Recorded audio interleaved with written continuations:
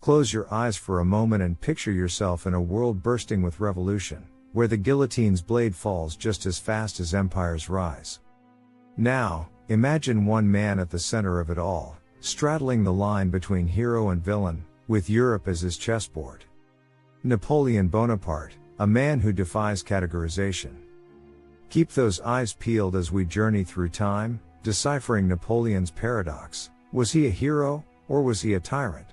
Don't click away, because by the end of this video, you might just question everything you thought you knew about this legendary figure. The late 18th century was a time of seismic shifts and revolution. It's here we meet young Napoleon, a Corsican underdog in a world of aristocrats, bursting with ambition and military genius. You could say he was the rock star of his era, a magnetic figure who drew crowds wherever he went. Now, fasten your seat belts because we're diving deep into the life of a man who both basked in the adoration of millions and was scorned as the monster of Europe. Imagine you're a French peasant in the late 1700s. The aristocrats and the church have been squeezing you dry for years, and here comes Napoleon, promising liberty, equality, and fraternity. You'd probably carve his face into your baguette. He was the embodiment of the revolutionary dream for many. And let's not forget the intelligentsia, philosophers, writers, and even musicians found their muse in Napoleon, captivated by the allure of a new world order. The downtrodden and the dreamers, they adored him. Now flip the coin, and gaze at the other side. Picture yourself as a Spanish guerrillero, your homeland invaded, your culture disrespected. Or perhaps you're an Austrian noble, watching your empire crumble, as your influence wanes. How about a Russian enduring the disastrous winter invasion? For you, Napoleon isn't a liberator, he's the monster of Europe, the harbinger of chaos, the destroyer of the old ways. Yes, millions loathed him, from the streets of Moscow to the corridors of the British Parliament.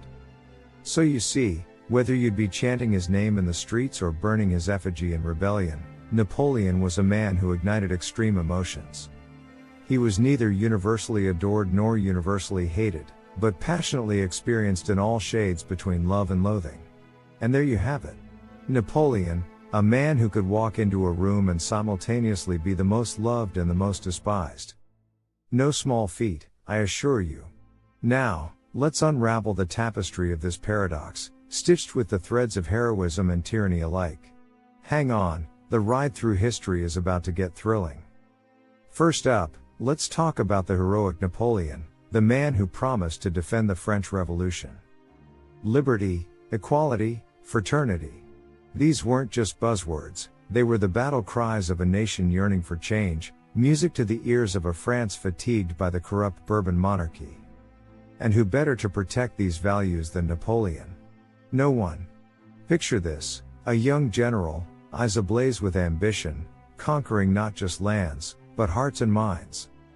He gave the French people something they had never truly had before, a sense of unity, a feeling of nationalism. But why does this matter today, you ask? Because, my friends, the nationalism that Napoleon so expertly kindled was a transformative power that changed the course of nations. It was the fuel for later revolutions and the basis for modern nation-states. Even today, the echoes of this sense of belonging reverberate, be it for better or worse. Napoleon was the original influencer for what would become modern national identity. Did he stop there? No. Enter the Napoleonic Code, a legal framework so foundational that it became the cornerstone for civil laws across Europe. We're talking about a code that influenced more than 70 countries, governing everything from property rights to family matters. Your legal rights today might very well be rooted in this monumental work. That's not a footnote in history, it's a blazing headline. But the man wasn't done. He plunged his hands into the realms of education, streamlining it, making it accessible and, dare I say, logical. He laid the groundwork for what would become the modern education system. Think about that the next time you gripe about your schoolwork. And the banking system? He solidified it, adding a level of trust and stability that encouraged economic growth.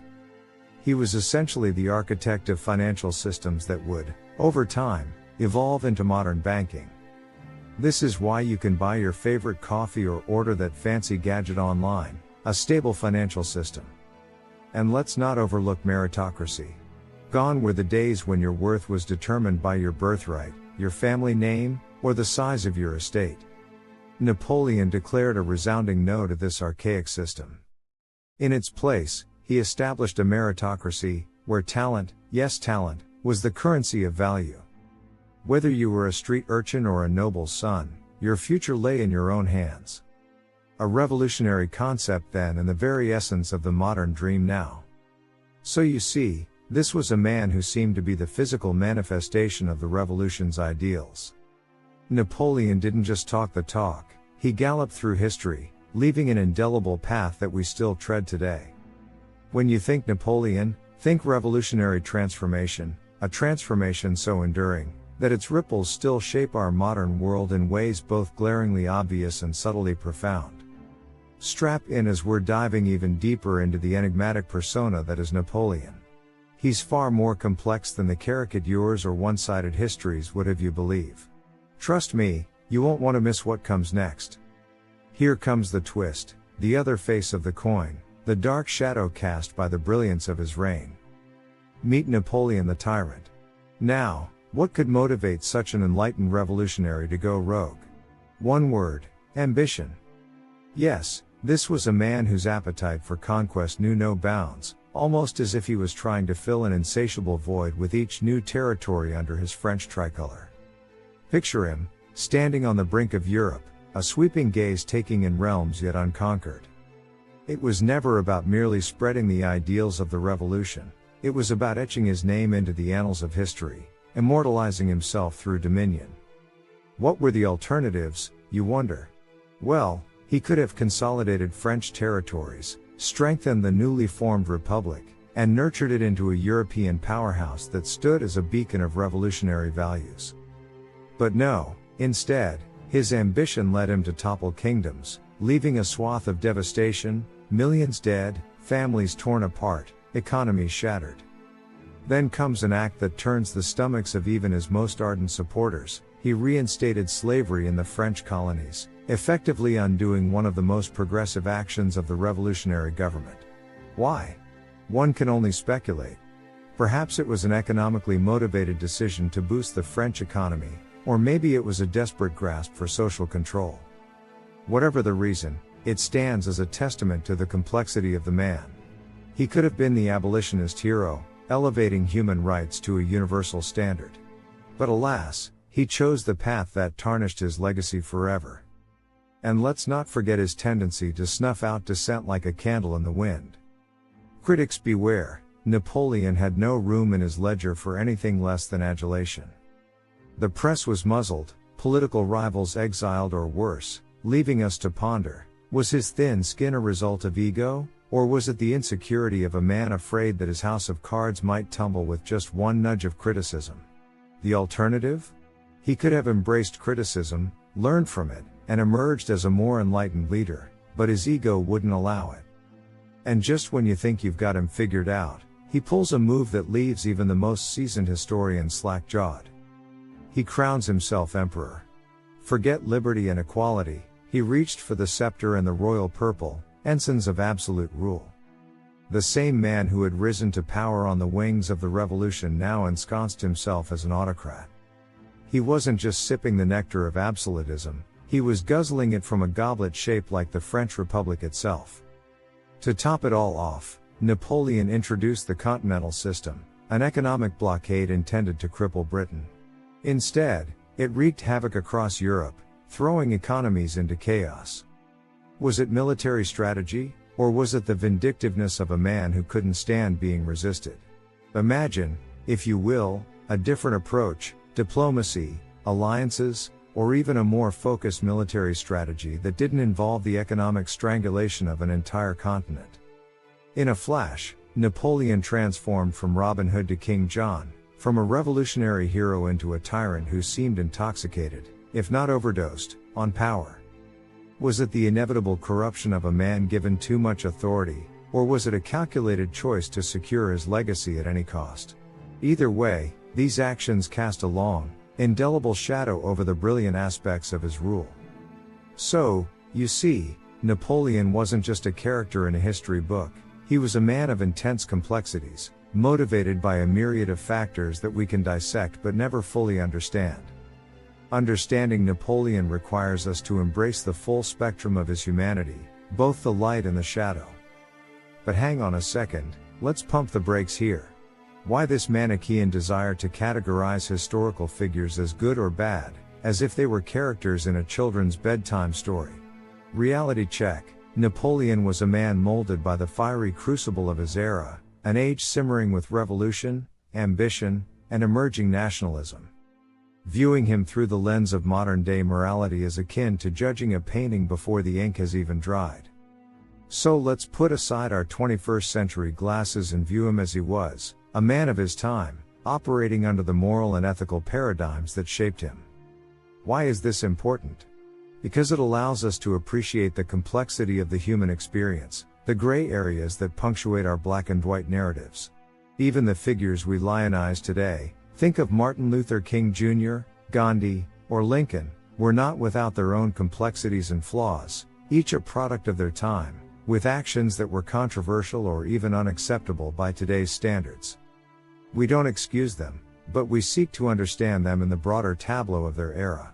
Now, let's dig deeper into the crux of the matter. The real paradox here isn't about splitting Napoleon into two convenient halves, the hero and the tyrant, but rather about appreciating how these two seemingly opposing forces existed within the same man.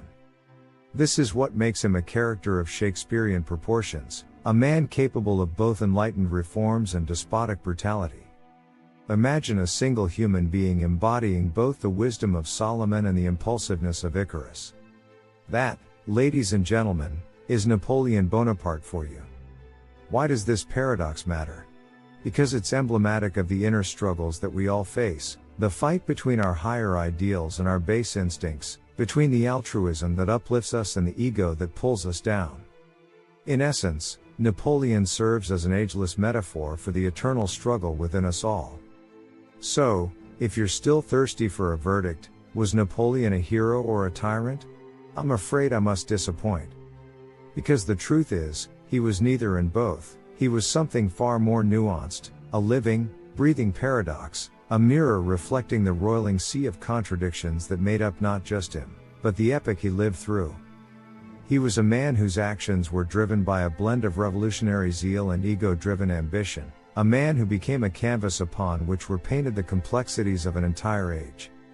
The answer isn't a neat, single-line conclusion you can tweet out. The allure of Napoleon's paradox lies in its enduring complexity, in the questions it poses more than the answers it provides. And perhaps that is the ultimate takeaway: a historical figure like Napoleon defies simplistic categorization, just as each one of us defies easy definition. So maybe the next time you're tempted to slap a label on someone, you'll remember the multifaceted enigma that was Napoleon and think twice. History, my friends, is never dull. It's a vibrant tapestry woven with threads of contradiction and complexity, and Napoleon's life is a primary example. Are you up for more thought-provoking historical narratives that will leave you questioning everything you thought you knew?